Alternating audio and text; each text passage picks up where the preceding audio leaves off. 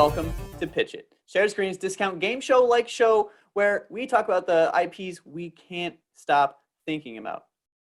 Our guest today, we have Luke Lewis to talk about all things Portal. How you doing, Luke?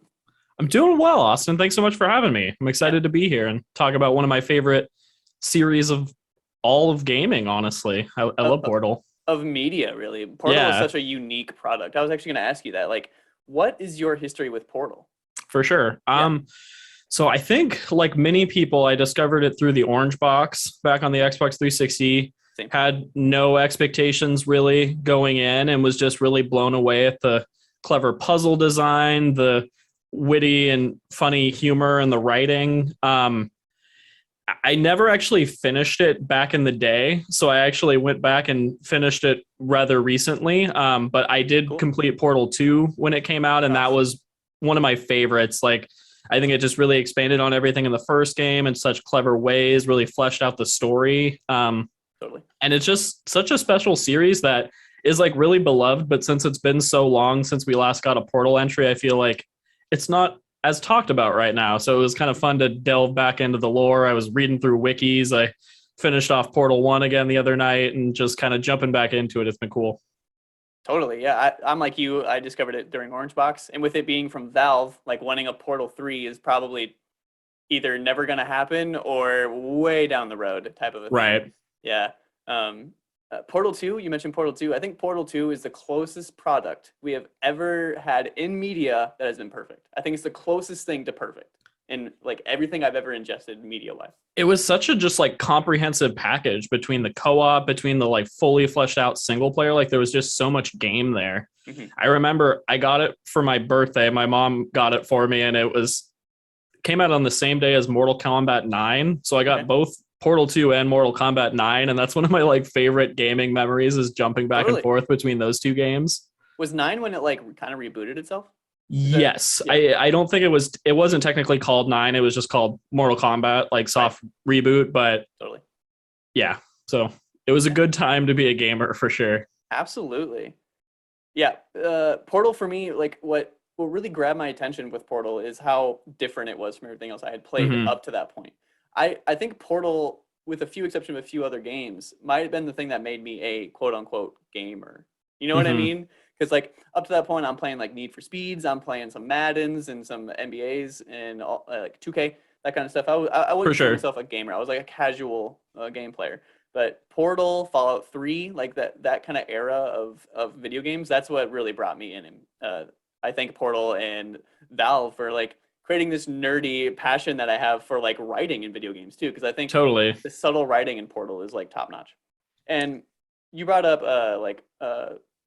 how Portal 2 came out a while ago, so it's kind of like lost in the fandom a bit. Recently, a new Portal product has come out. Have you looked into this yet? I did look into it. Unfortunately, I didn't get a chance to play it before the recording. The desk Aperture Desk Job. Yeah, it's basically Desk Job. Yes. Yeah. It sounds very interesting. I'm intrigued by it for sure.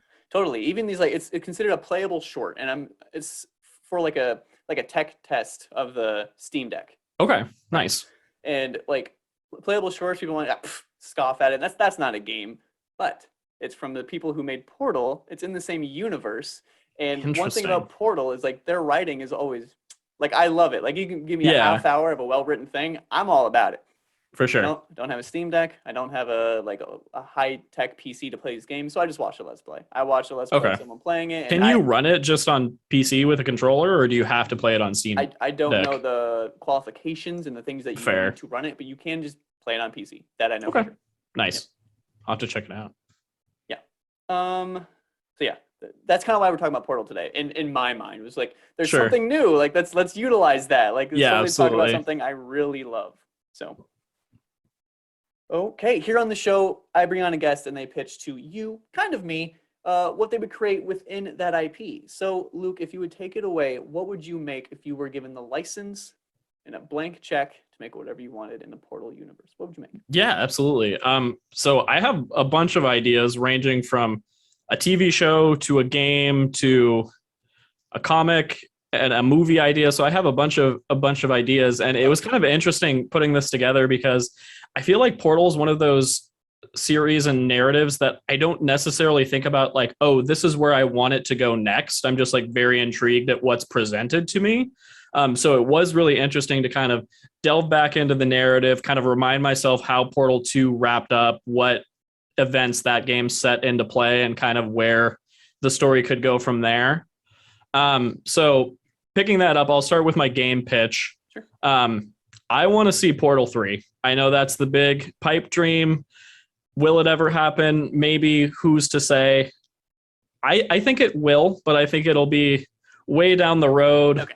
Like 2030. Yeah, but my idea is picking up where the second game left off. I would love to see a cool open world first person puzzle game take on the Portal series. So I'm thinking about games like The Witness or Metroidvania style games where Chell can explore open environments, use the portal gun to traverse. She's finding upgrades to then access new areas, kind of just fleshing out the gameplay in different ways. Open world games are very much on my mind right now with a lot of recent releases. So that definitely like influenced my idea, but I think that would be a really cool direction for the series. And I think it would be cool to have Chell explore like the world outside of the Enrichment Center, because we don't really get a great sense of like, we kind of have a rough idea of the time period it takes place in, but we don't really know the state of the rest of the world. Like,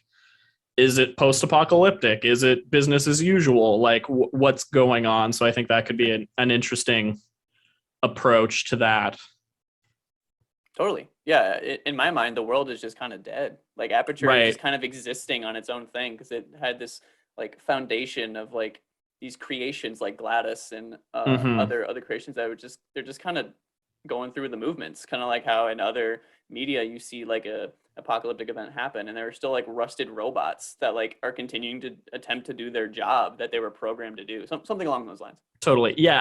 I kind of lean towards the post-apocalyptic, but kind of like maybe like a Horizon where it's like a semi-futuristic, like within that robot element, and there's things going on in the world and there's like overgrown. I imagine she like comes out to like a major metropolitan city that's like overrun and buildings are dilapidated and she can use those for platforming and movement and things that, yeah. So that's kind of like my gameplay pitch. I envision the story will kind of continue to evolve. The events of Portal 2, Chell will be grappling with everything that she went through. She'll be trying to find like humanity. I imagine she's searching for some sort of civilization. Maybe she comes upon a radio signal or an audio log of some sort hinting at some sliver of humanity left in the world, and then she's trying to uncover that mystery a little bit. Yeah, I don't even know if Chell like understands what humanity is. Like, right, she's just kind of been in the lab for her entire existence, from what I know. For sure. I kind of imagine the game will be a lot of like environmental storytelling and her kind of making discoveries and kind of learning about herself through like self-identity and that kind of analysis. But I think it could be interesting. I think there's something. Do we ever hear her speak? I think there's like one thing. Maybe I might not be in the game, but I don't think so. So, in your vision, is there like an inner monologue? I think so. Yeah. I think it doesn't have to be like a large component of the game, but I would love to see like what she's thinking in moments or how she's coping with everything she's been through. Like, I think that would be an interesting, very different vibe than the first two games, but I think it could be a compelling turn for the series. I wonder if she would be like well-educated. You know what I mean? Like, I wonder how her inner monologue would differ from ours. You know what I mean? Because she's been in like captivity forever. Right. Well, and I would love to like have her make some like self-discoveries about her past and like what was she doing before the Enrichment Center and that sort of thing. And like maybe trying to access like data points or something of finding out about her past in a way. You know the theory on her, right? Where she's like Cave Johnson and Caroline's daughter. Yeah. I love that theory. I think it's true. It's really cool, and I think that really too. Cool. Totally. A couple of my other pitches for different mediums kind of intertwine with each other, where I think it could create this really like cool expanded universe. Totally. Valve, Go on. if you need a writer or somebody, just an idea guy, I'm available. An idea guy. I would love to get paid to be an idea guy. That'll be my title on the business card. Just throwing stuff at the wall. Let's see. Totally. Love it. But yeah, so that's kind of my rough pitch for the game. Should I keep going through some of my other pitches, or do you want to kind of toss it back and forth, or how would you like to do it? I only have one major one, so if you have an idea for like an expanded universe, please go on. Yeah.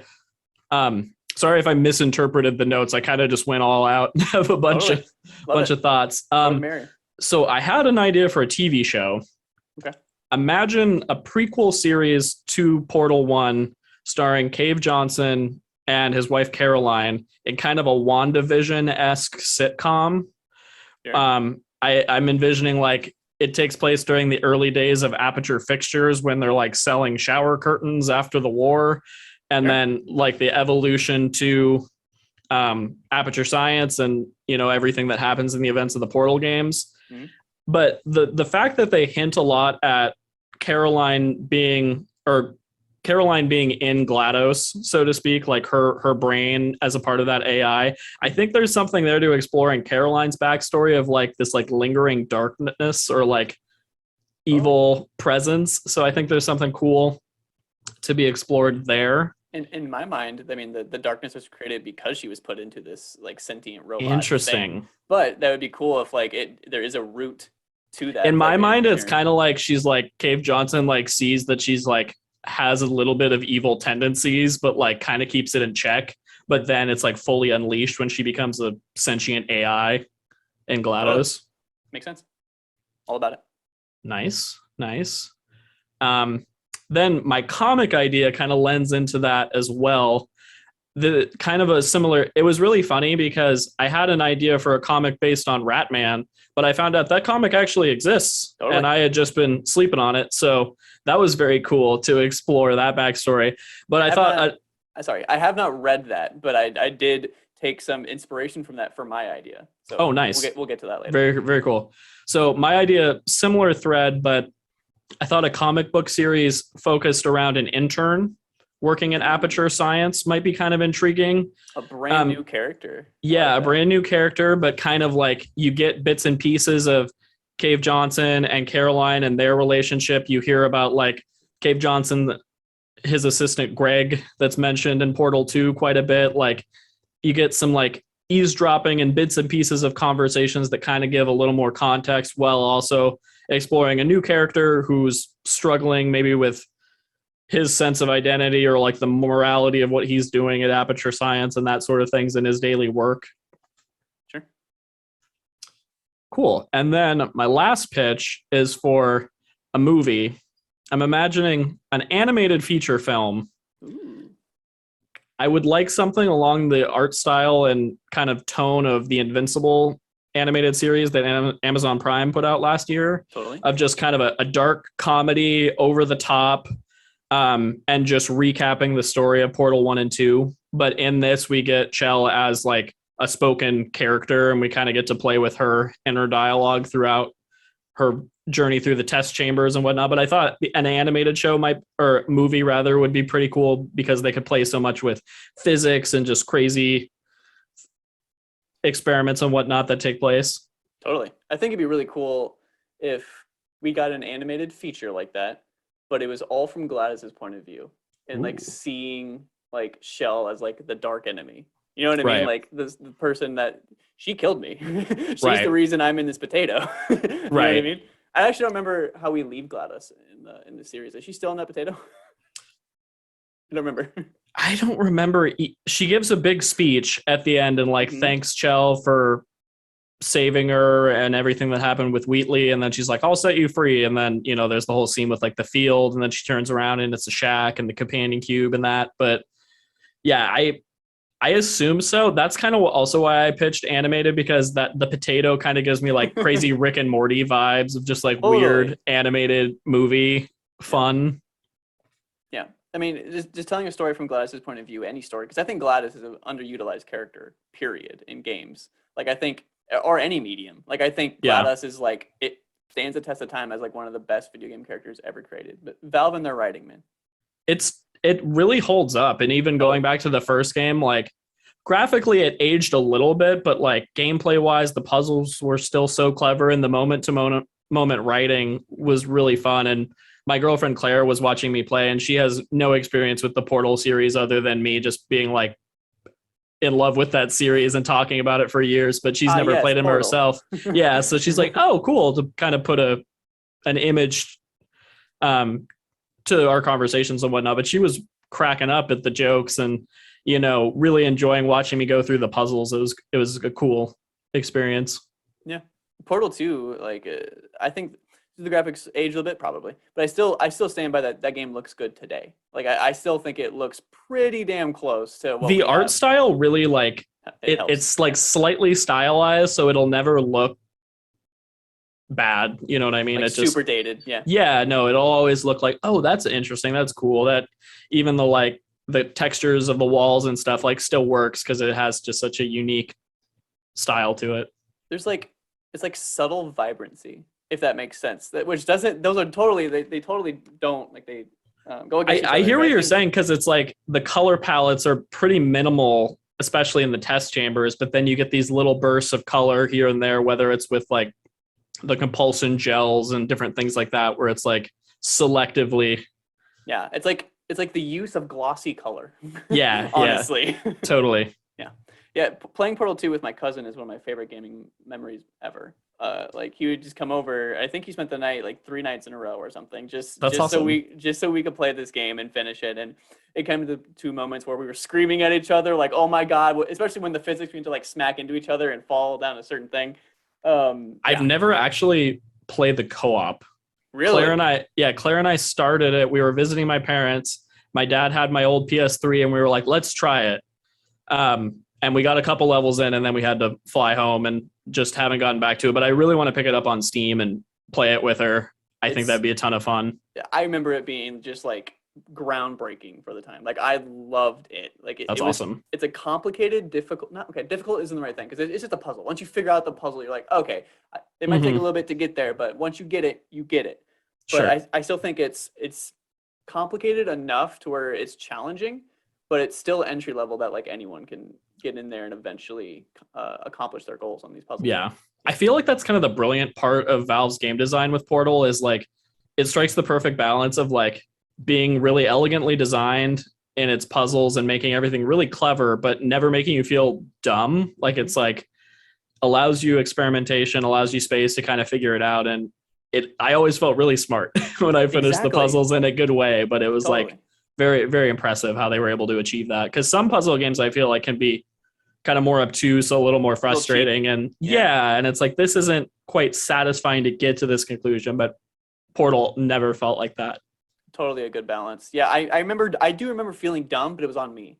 Like, like that's fair. You're like, oh, okay, I'm just stupid. Let me go attempt that. But then it all makes sense in the end, and you're like, damn, that's cool. I appreciate that. Yeah.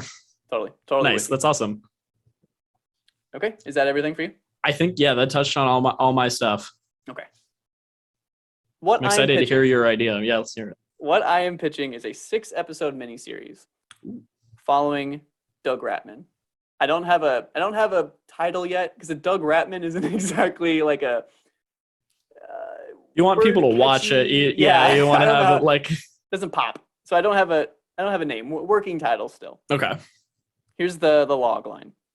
Follow the sole survivor, because we know that's technically not true, Doug Ratman, through his mind-bending nightmare. A mysterious gas has been released in the Aperture Science facility. Doug may have dodged annihilation, but what awaits him is far more terrifying. And I think that's juicy enough. I think it's juicy enough to get you interested. Characters, we have Doug, of course.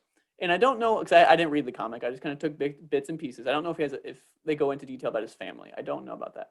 But I'm giving him a wife. Based on the like quick plot summary I read, it's more about like the events of Portal 1 and him running around the facility, and more about like his experience working at Aperture prior to GLaDOS releasing the neurotoxin and everything.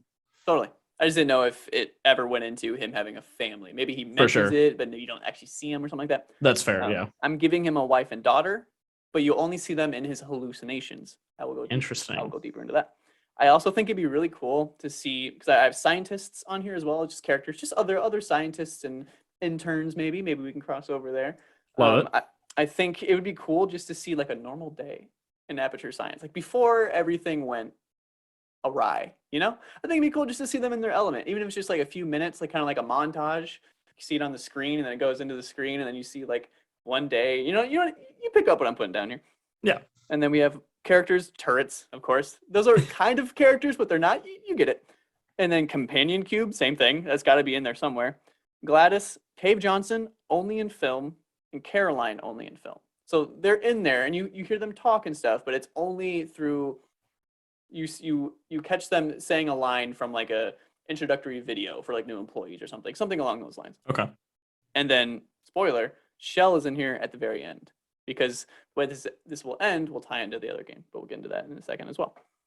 Season 1 of 1. Utilizing the comic as inspiration and bringing it to the big screen, Doug will combat Gladys and Aperture tests as he attempts to survive and escape the lab, which sounds like the comic, right? And it sounds like him going about escaping the gases and then kind of hiding, trying to plan his escape. And that's what all those etchings come from. So we will see at least one. I feel like it would only encompass like one major part of one episode of him doing one of those etchings, and then you would just kind of speed past the rest of them, because you understand at that point that he's kind of losing it. However, Doug's mind is fractured. I don't know if you knew, but part of that series is him kind of going crazy because he can't take his meds anymore, because he lost his supply of that medication. However, Doug's mind is fractured. He takes medication in order to remain himself insane. Being trapped hasn't only put his life in danger, but he is without his medication, causing him to hallucinate and fall deeper and deeper into a crazed state, as shown by his wall etchings found around. The big picture. Aperture Science is already subtly dark and mysterious. I think we can agree on that. Like, just for sure. As a blanket statement. Not great vibes. Not a place I would want to work. Interesting, but dark. Yes. Yeah.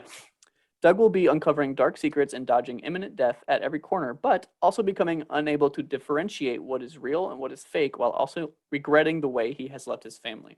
So we're getting him, escaping Gladys and the tests and these turrets and stuff, but then at some point, there's just a major change, and he can't even tell what's real anymore. He doesn't even know if he's running away from an actual threat. He doesn't know if he's just hallucinating. He has no idea. But we also get the subplot of him kind of regretting the way he left his wife and daughter, and how, because he thinks he's probably going to die. He's not going to make it out of here. So he's reminiscing on the good times with his family and realizing there's not a lot of them. Like he wish he was a better father. He wish he was a better husband, and we get that kind of commentary on that. The twist. Once Gladys realizes Doug isn't among the dead, she settles into her roots and begins testing him and documenting his decline into insanity. The only thing she doesn't see coming is his eventual use of the portal gun, but a prototype version of the portal gun, because Ratman actually helped create the portal gun. I didn't know if you're aware of that. I think he doesn't see coming. Portal gun prototype that allows him to uncover info from this. You like the portal gun? He finds another room, right? Because he can now kind of do what we do in Portal and Portal 2. He finds info on Shell, and Gladys documents that information, and she's kind of like, I didn't know that room existed, because probably don't want her to know, considering the Caroline connection. GLaDOS starts to internalize Doug's feelings and regrets towards his family. This slowly causes her to lessen the tests and feel for him, as she can somehow relate. From this, we witness GLaDOS create a countermeasure for when she begins to compute her resolve waning. So she realizes that I'm kind of starting to feel sorry for this guy. And she's like, that can't happen. So she creates a countermeasure for her to forget all these events, right? To reset her. Interesting. Okay. And then the after, which it's a 6-episode miniseries, and that's kind of it, but you'll understand. No after. Doug is killed. Shocker. But we hear the beginning of Portal 1 with GLaDOS talking to Shell in her chamber. So the credits roll after his death, and then we don't see the chamber, but we just hear the beginning to it. So this leans right in to Portal 1. However, we also hear dialogue that comes before from GLaDOS confirming her affirmation for Shell, but most importantly, her brief inner panic about beginning the tests with her. So her observing Doug Ratman helped her realize that she feels for Shell, and that she doesn't want to put Shell through these tests. But she has the countermeasure, so she just initiates the countermeasure, and the test proceeds, and that's when we hear the line that we hear in Portal 1. Observing Ratman not only altered her mindset, but confirms the theory of GLaDOS being Caroline. Boom. That is Cool. my 6-episode miniseries of Doug Ratman losing his mind, regretting his. It's kind of sad, but I really like mind-bending thrillers. So like that's what I Yeah, credit no, with the 6-episode I dig miniseries. it. And yeah, I like kind of the introspective look at Ratman, and then I like how it's like self-contained but providing interesting context to everything Mhm. that's going on in the games. That's cool. And then I it dig leads it. right into Portal 1, and then with the companion collection coming out soon, I think it would just like that would totally make sense if they made that, put that out, and then boom, here's the companion Yeah, that'd be collection. Here's a cool. link. Yeah. Is there a release date on that yet? I don't think so. I Okay. think they just said 2022, and it might have been like spring or summer or whatever. But I can't vouch for that. That'll be a fun one. Totally. Replay it on the go. Portal, like you said earlier, Portal is never really talked about. So when they said Portal companion collection, I was like, I want to play Portal again. I suddenly want to really play Portal again. Do I need to? No. Do I want to? Yeah, I really do. Totally. I've replayed Portal 2 3 or 4 times because I love that game, especially co-op. But I've only played Portal 1 time because initially I couldn't beat it. I was a dumb kid. I was like, this is hard. This is tough. I think that's why I never finished it too, is it just got to a point where I was like, oh, this is too hard. I'm going to go back to Halo or whatever I was playing at the time. And then now going back to it, it was like, this is really clever and cool to see where the story goes all the way leading into 2. Yeah. And because I remember being a dumb kid that was just like, didn't understand the idea of looking up help. Like I totally could have just been like, I'm stuck on this one part. How do I watch a YouTube video and see them go boom, boom, boom, and then they do the thing, and then you're like, oh, got it. And I could have continued my journey. But did I do that? No. I did eventually beat it years later because I got older and smarter, I guess. But yeah. So I remember Portal 1 being like a solid like 8 out of 10. Like I love that experience. And then Portal 2 it was just like everything you loved times 100 just hit, to the max. So totally. That is my pitch. You gave me an entire universe, so I feel like I can't even I have to bow down. Like you gave me so much content, so thank you for that. No problem. It was a lot of fun to put together. I think our expanded universe can exist altogether. Your miniseries can happen, and that could lead into my ideas and whatnot too. So that'll be fun. Totally. Yeah, because like I follow a specific character that you kind of left alone, and that's really nice. So we can just combine all this, and now Valve can pay us, and that would be dope. Well, it was funny when we were talking about it prior to the recording because I definitely had an idea for Ratman, but then that ultimately ended up being the Lab Rat comic that kind of already exists. Not like beat for beat, but a lot of the like, the story setup. I was like, oh, cool.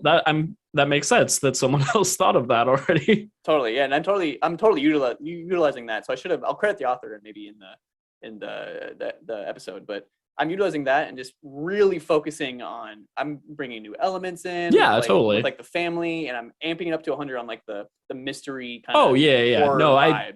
I think yours is a separate thing. My idea specifically was like way too close to the original source material, and I was like, this just isn't an interesting idea anymore.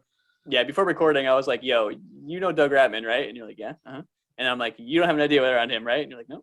And I'm like, thank God, because that's the only one I had. So, yes. Nice. Yeah, I think we killed it. What do you think? Yeah, that's awesome. Yeah. I want all these things to happen. Valve, greenlight Portal 3, let's get the show and production, I do want to touch on that. Because Portal 3 was like, literally when I had the idea of doing this, reaching out to, you were the person I reached out to about Portal, actually. And I was like, I need to do the pitch for Portal 3. Like, I have to do it.